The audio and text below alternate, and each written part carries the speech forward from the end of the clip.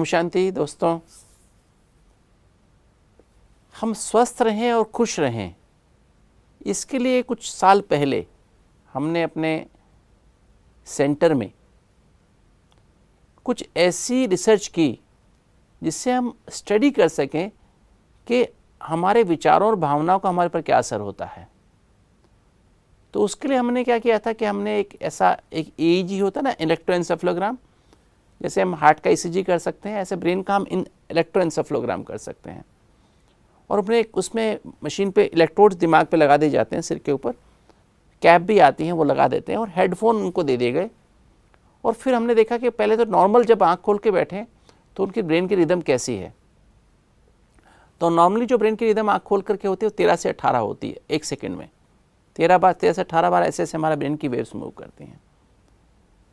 और जैसे ही उनको हमने थॉट ऐसा कुछ दिया जिससे कि उनको प्रेशर आ जाए, टाइम प्रेशर, वर्क प्रेशर आ जाए, तो हमने देखा उनकी ब्रेन की रिदम की स्पीड बढ़नी शुरू हो गई। 13 से 18 के बजाय 19, 20, 22 होने लगी।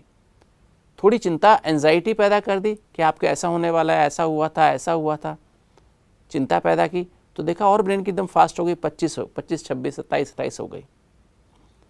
थोड़ा उनके अंदर इरिटेशन पैदा की हमने, एक के बाद एक हमने क्वेश्चन पूछ करके या हमने कोई ऐसी बातें उनको याद दिला करके, तो हमने देखा और ज़्यादा फास्ट फ्रीक्वेंसी हो गई, 30 हो गई, है ना।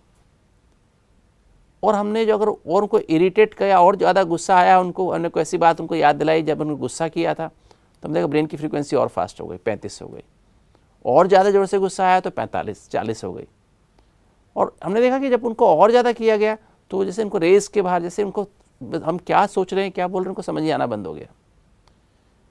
तो आप देख सकते हैं कि जब हम जल्दी में करते हैं, प्रेशर में रहते हैं, चिंता करते हैं, गुस्सा करते हैं, उदास होते हैं, तो हमारे ब्रेन की फ्रीक्वेंसी फास्ट हो जाती है और धीरे धीरे हम मैडनेस की तरफ चले जाते हैं। देखा होगा आज आप समाज में देखते होंगे कैसे हम जब हम प्रेशर महसूस करते हैं, वर्क प्रेशर, टाइम का प्रेशर महसूस करते हैं, कैसे हमारा जीवन बदलता है। और इसकी बजाय हमने क्या किया, जब ऐसे तो हमने देखा इफेक्ट देखा, ये नेगेटिव वाला, नेगेटिव सोच और नेगेटिव भावना का असर देखा, नेगेटिव एटीट्यूड का असर देखा, और नेगेटिव बातों को याद करने का असर क्या होता है हमारे जीवन में, वो हमने देखा।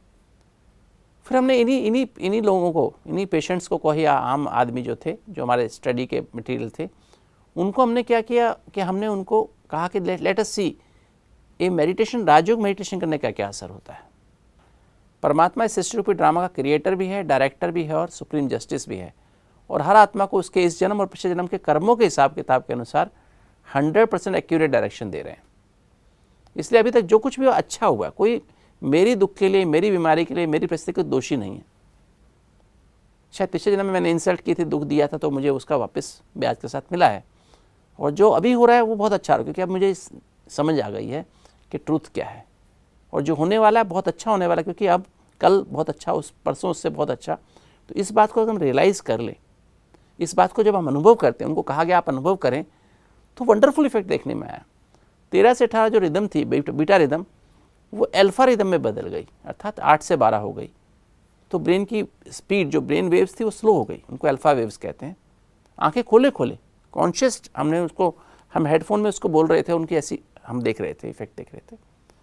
जब हमने कहा उसको मतलब और, उन्होंने कहा और गहराई में जाइए, तो हमने देखा उनकी रिदम थीटा रिदम हो गई।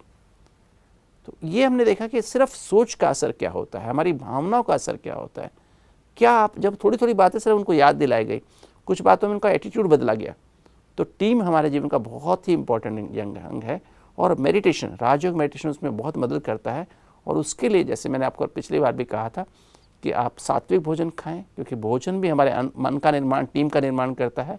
क्योंकि बिना भोजन से, एनर्जी से ही टीम पैदा होती है, और पॉजिटिव सत्य से टीम पॉजिटिव पैदा होती है। तो आप ध्यान रखें कि हमारा भोजन भी शुद्ध हो, और उस भाव से खाएं, और मेडिटेशन करते हुए खाएं। तो अगर आप और डेली वॉकिंग करें तो भी मेडिटेशन करते हुए करें, तो आप देखेंगे आपकी एनर्जी, आपका शरीर स्वस्थ भी रहेगा और मन प्रफुल्लित रहेगा। इसी शुभ भावना के साथ आज आपसे विदा लेते हैं। ओम शांति।